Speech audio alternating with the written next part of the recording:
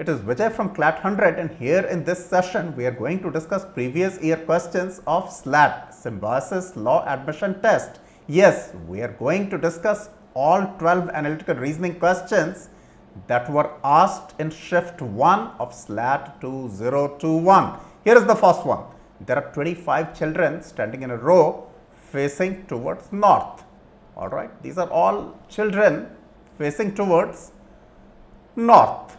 If Prakash is shifted by 4 places towards his right, that is in this direction, he becomes 10th from the right end.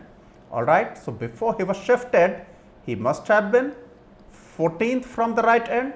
So there must have been 13 kids to his right. And what is the total number of children? The total number of children is 25. So there must have been 11 to his left, right. So he must have been the 12th from the left. So this is your answer. Otherwise also, after being shifted 4 places to his right, he becomes 10th from the right. So originally he must have been 14th from the right. Now the sum of anyone's possession from left and right here in this group has to be 26. Why? Because the first person is first from the left is the 25th from the right, 26. Second person, second from left and 24th from right. It goes on like this, isn't that? So we would rate this question as an easy one. And of course, your answer is 12th. In a certain coding language, Samir is coded as 924. In any such question, the first thing that we advise you to do, that put the rank of these letters in the alphabet, right? Samir is 19th, A is first, M is 13, E is 5, again E is 5, and R is 18th. Isn't that? Similarly, Praveen, Pravin, P is 16th, right? Then R is 18th, we already know, A is first, luckily. V for Vijay is 22nd, I is 9th, and N is 14th. And this is 924. And this is 1575. Okay, and now we have to get the code for school. Think a bit about it. Pause the video and think about it. I should ask this question to myself, 924. How? Look at the sum of these three, 20 and 13. This is 33. And look at these three, 10 plus 18, 28. Is it because 33 into 28 is 924? Alright, let's check it with Praveen. 16 and 18, 34 and 1, 35. So this is 35, right? 22 and 9, 31 and 14, 45. Is 45 into 35, 1575? 45 into 35 would be 40 minus 5 into 40 plus 5, 40 square minus 5 square, 1600 minus 25, 1575, yes. Now we know how to get our answer, right? School, S-C-H-O-O-L. S is which letter?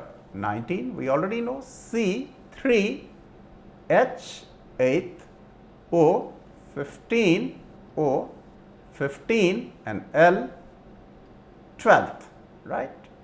19 and 3, 22 and 8, 30. 15 plus 15, 30 plus 12, 42. 30 into 42 is 1260, and hence this is your answer. Any doubt? How do you rate this question? I rate it as a tough question. If it strikes you that you have to take the sum of the first 3 letters and the last 3 letters, and then you have to get the product, right? It looks easy.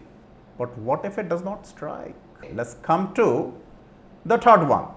Akshay lives in neighborhood of Prasad, which is 100 meters away towards the southeast. This is Akshay, and southeast of Akshay would be this direction, right? So this is Prasad. 100 meters in the southeast. Suman is Akshaya's neighbor and she stays 100 meters away towards southwest. This is Suman, right, and is in southwest direction, 100. I have taken standard assumptions, north, south, east and west. Now, Vivek is Suman's neighbor and he stays 100 meters away towards northwest. Northwest from Suman would be this, and this is where you have Vivek. What do you have to get now? What is the position of Vivek's home with respect to Prasad's home? This is Vivek and this is Prasad. So, in relation to Prasad's home, Vivek is in northwest direction, not exactly northwest, but towards northwest. Alright. So, this is your answer. Isn't that? Was it difficult? We rate this one again as an easy question. In a certain code language, 756 means night is cool. 53 means cool winter. Cool is dark, night is cool. So, cool is, both the words are common to 756 as well as 745. Alright, and in numerals 7 and 5 are common. 7 and 5 are common. Right, so here you are left with 4. So, if you take out cool and is, you are left with dark. So, dark must be the code for 4. So, this is your answer. How difficult was it? We will rate it as an easy one. Easy peasy. Find the missing number if the same rule is followed in all the 3 figures. Pause the video and try it for some time. Alright? Okay, unpaused. Look here now. This question is a brilliant question. First of all, it misleads you in many ways. All the numbers that you see, all these numbers are perfect squares. Alright? So, you tend to take square root and try to do something with that, right? Square root of 49 is 7, that of 64 is 8, that of 25 is 5, that of 36 is 6. 7, 6, 13, 8, 21 and 5, 26. You get that here. Alright, look here. Square root of 25, 5, that of 64, 8, that of 36, 6, that of 144, 12. 8, 6, 14, 12, 26 and 5, 31, and 31 is one of the options. So, you tend to mark this. That, hey, wait. Square root of 9, 3, 5 here, square root of 16, 4, 9 here. 5 plus 4, 9, 9, 18 and 3, 21. You do not have 21 here. Right. So, this cannot be the answer because there has to be the same rule for all the 3 figures. Right.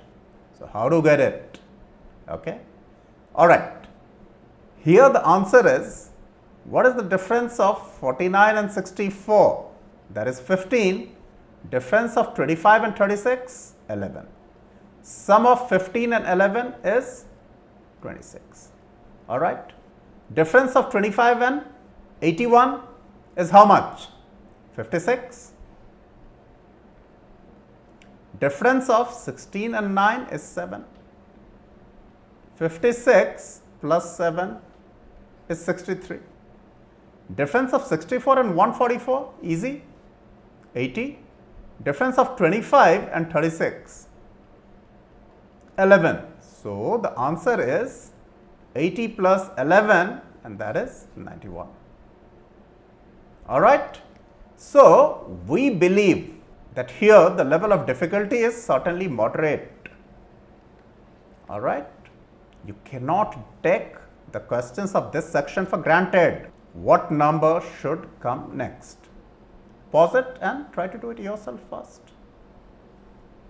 Look, 52, 53, 54, next should be 55, right? 51, 52, 53, next should be 54. Alright. So, basically is a series of alternate terms. We are not concerned about this. This gives us our answer. Your answer is 55. Okay. And how do we rate it? We all rate it as an easy question. by traveling at 60 km per hour, a person can reach his destination on time. One day he covered 3/4 of the distance in 1/4 of the total time. What speed should he maintain for the remaining distance to reach his destination on time? Alright. If he has already traveled 3d by 4, he is left with d by 4. T is his usual time and d is the distance, right? At his usual pace for d by 4 distance, he would be requiring t by 4 time. But today, he has invested only t by 4. So, he is left with 3t by 4 time for a distance that he can otherwise travel in t by 4. Today, he has 3 times as much time. So, speed would be 1 by 3. His usual speed is 60. So, today in a special case, his speed would be 60 by 3, that is 20 km per hour. Okay, please rewind the video and try to understand it once again. Straight away, for 1/4 of the remaining distance, usual case, he would be requiring 1/4 of the time, t by 4. But today he is left with 3 into t by 4, 3 times as much time. So, speed he can afford to make it 1/3 of his usual speed, that is 20 km per hour. And I have a question for you. In the first part of his journey, when he travels 3/4 of the distance in 1/4 of the time, what was his speed in kilometer per hour? Please put that in the comments. But here, your answer is certainly 20 km per hour. Ravi made a statement, when I had gone for hunting today morning, every bird that I shot at was a pigeon, and every pigeon I saw, I shot at. Alright, which of the following statements below is an appropriate conclusion from Ravi's statement? In the region where Ravi hunted, there were no other birds. From where do we get that? Can it be concluded? No. All of the birds that Ravi saw, he shot at. No, this also is incorrect, because Ravi very clearly says that every pigeon I saw, I shot at, and every bird that I shot at was a pigeon. So, no bird other than a pigeon that he shot at. Alright, so this also is not possible. Pigeon was the only bird that Ravi saw while he was hunting. This also cannot be made out, right? So, this is all that we are left with. While Ravi was hunting, he chose to shoot at no bird other than the pigeons. Simple critical reasoning question. We would say that is an easy one. Okay. What about this one? 4 friends, namely Pulkit, Kadir, Sanjay and Rahul, are playing a game of carom. During the game, Kadir makes pair with Sanjay, QS, alright, and Pulkit makes pair with Rahul, Pulkit with Rahul. Alright, teammates are sitting opposite to each other. Of course, that is how you play carom. Sanjay is sitting to the right side of Rahul, whose face is towards the west. Rahul's face is towards the west. I'm sure again we are following usual directions, right? So, Rahul's face is towards the west and Sanjay is to the right of Rahul. So, Sanjay would be here, right? And opposite to Sanjay we have to put Kadir. So, Kadir would be here, and opposite to Rahul we have to put Pulkit. So, Pulkit would be here. Alright, find out which direction Kadir is facing when Sanjay is not facing the north. Sanjay is of course not facing north, Sanjay is facing south. Is Kadir who is facing north. So, this is your answer. Easy peasy, isn't it? Easy. This one, do it. 4 square, 5 cube, 6 square, so 7 cube. 343 is your answer, isn't that? Now, would you put it as an easy question? No, this is super easy, isn't that? Find the odd one out. Please pause the video and try to do it in the next 2 minutes, at least 2 minutes. If you get it before 2 minutes, you are a super genius. Please do let us know if you are one. Okay, do not make a false claim. I was not able to do it in even 3 minutes. I would not feign. Unpaused? Look at it. Many people believe that, come on, all these numbers except 12 are odd numbers. So 12 should be the answer. But no. These odd numbers, they do not make a sequence. Alright, please. Okay, now there's a sequence. Look at it carefully. 12 is 1 square followed by the first prime number. 2 is the first prime number. 43. How do you get this number? 2 square followed by the second prime number. 3 is the second prime number. You have got it now. Yes. 95.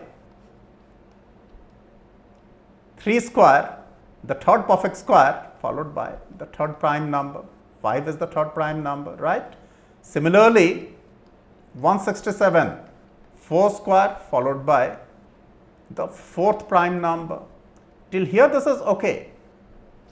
This is 6 square followed by the sixth prime number, that is 13. Now here the actual number should be 7 square followed by the seventh prime number, and that is 17.